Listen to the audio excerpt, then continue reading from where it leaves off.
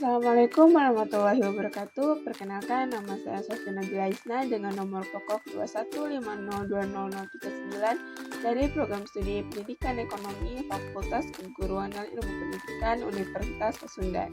Di sini saya akan membahas materi mengenai pedagogi. Yang pertama ada definisi dari pedagogi. Menurut Yosadulo, pada tahun 2010, halaman 1, pedagogi merupakan ilmu yang membahas atau mengkaji pendidikan, yaitu ilmu pendidikan anak. Secara etimologis, pedagogi berasal dari bahasa Yunani kuno, yaitu pedos yang berarti anak laki-laki dan agogos artinya mengantar, membimbing. Sehingga pedagogi secara harfiah berarti pembantu anak laki-laki pada zaman Yunani kuno yang pekerjaannya mengantarkan anak majikannya ke sekolah. Definisi pedagogi telah tertuang dalam Undang-Undang Nomor 14 Tahun 2005 tentang guru dan dosen yang mengemukakan bahwa kompetensi pedagogik adalah kemampuan mengelola pembelajaran peserta didik. Pedagogik merupakan salah satu kompetensi yang harus dimiliki guru dan dosen sebagai modal utama dalam menjalankan profesinya. Mudahnya, konsep dasar pedagogi atau pedagogik terkadang disebut pedagogika pula merupakan pengetahuan dan kemampuan untuk mendidik dan menyelenggarakan pembelajaran. Pendekatan pedagogi hari ini lebih fokus terhadap bagaimana cara untuk menyampaikan berbagai bimbingan tersebut lewat berbagai aktivitas yang lebih efektif dan efisien dibandingkan dengan hanya sekedar ceramah atau menasihati. Hal ini karena dalam masalah kepribadian yang menyangkut perilaku, omongan semata terkadang tidak akan cukup, apalagi jika anak didik telah memiliki keterbatasan sendiri di rumahnya. Tidak semua anak memiliki keluarga yang ideal. Sehingga dapat disimpulkan bahwa pedagogik adalah segala usaha yang dilakukan oleh pendidik untuk membimbing peserta didik yang lebih muda untuk memaksimalkan potensi diri baik secara kognitif atau kemampuan nalar dan ilmu pengetahuan maupun dari sisi karakter agar menjadi pribadi yang lebih baik.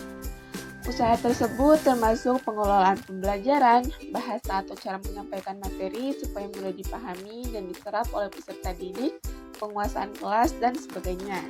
Selanjutnya ada kompetensi pedagogik. Berdasarkan Peraturan Pemerintah Nomor 74 Tahun 2008, Pasal 3 Ayat 4 dalam Akif tahun 2009 halaman 60, kompetensi pedagogik sebagaimana dimaksud pada ayat 2 merupakan kemampuan guru dalam pengelolaan pembelajaran peserta didik yang sekurang-kurangnya meliputi pemahaman wawasan atau landasan kependidikan, pemahaman terhadap peserta didik, pengembangan kurikulum atau silabus, perancangan pembelajaran, pelaksanaan pembelajaran yang mendidik dan dialogis, pemanfaatan teknologi pembelajaran, evaluasi hasil belajar, dan pengembangan peserta didik untuk mengaktualisasikan berbagai potensi yang dimilikinya.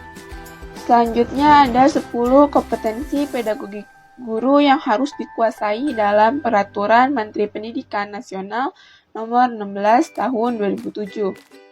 Yang pertama yaitu menguasai karakteristik peserta didik dari aspek fisik, moral, spiritual, sosial, kultural, emosional, dan intelektual.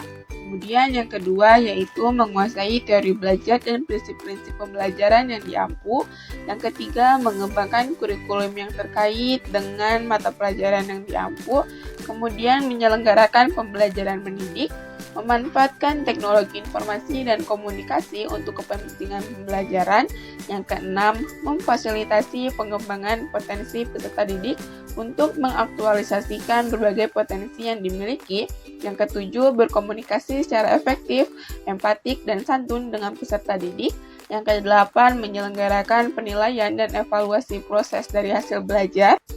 Yang kesembilan yaitu memanfaatkan hasil penilaian dan evaluasi untuk kepentingan pembelajaran. Dan yang terakhir atau yang ke-10 yaitu melakukan tindakan reflektif untuk peningkatan kualitas pembelajaran. Selanjutnya ada teori belajar. Teori belajar yang pertama yaitu teori belajar behavioristik. Teori belajar behavioristik yaitu teori yang menjelaskan belajar itu adalah perubahan perilaku yang dapat diamati, diukur, dan dinilai secara konkret. Teori behavioristik juga menjelaskan bahwa perubahan terjadi melalui rangsangan atau stimulus yang menimbulkan hubungan perilaku reaktif atau respon berdasarkan hukum-hukum mekanistik. Stimulus adalah lingkungan belajar anak yang menjadi penyebab belajar, sedangkan respons adalah akibat atau dampak berupa reaksi fisik terhadap stimulus. Menurut teori behavioristik juga, belajar berarti penguatan kata, asosiasi sifat, dan kecenderungan perilaku stimulus respon. Selanjutnya ada teori belajar kognitif. Menurut teori belajar kognitif, belajar bukan sekedar melibatkan hubungan stimulus respons.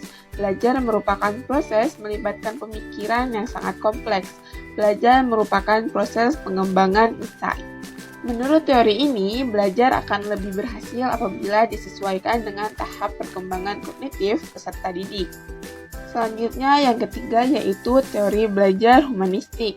Teori ini melihat perkembangan pengetahuan melalui sisi kepribadian manusia, bertujuan membangun kepribadian murid dengan melakukan kegiatan yang positif. Teori ini lebih mengutamakan melihat tingkah laku manusia sebagai campuran antara motivasi yang lebih tinggi atau lebih rendah. Dan yang terakhir yaitu teori belajar konstruktivisme. Teori ini adalah suatu usaha yang dilakukan untuk membangun tata hidup yang berbudaya modern. Teori ini berlandaskan pembelajaran kontekstual. Teori ini menekankan seseorang yang belajar memiliki tujuan untuk menemukan bakatnya, menambah pengetahuan, dan lain-lain yang dibutuhkan untuk mengembangkan dirinya.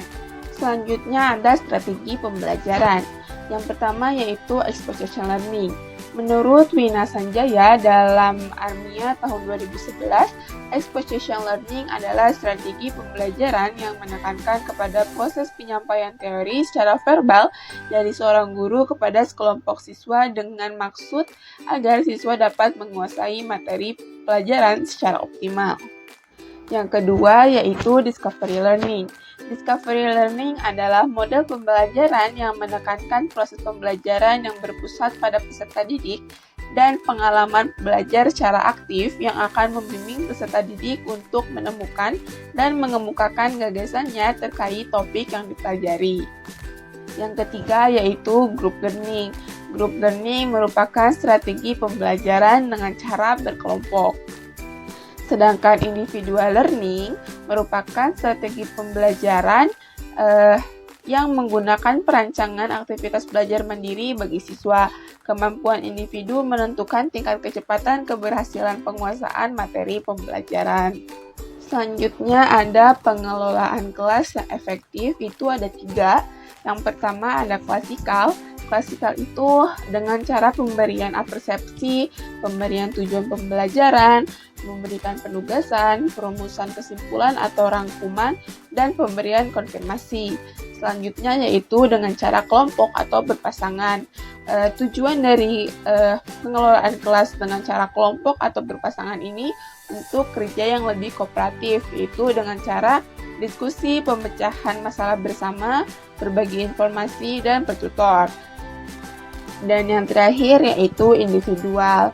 Individual ini dilakukan pada bagian inti berupa pemberian tugas kreatif sesuai potensi individu siswa. Mungkin hanya sekian yang dapat saya sampaikan. Mohon maaf apabila ada kesalahan dan masih banyak kekurangan. Wabillahi taufiq wal hidayah. Wassalamualaikum warahmatullahi wabarakatuh. Terima kasih.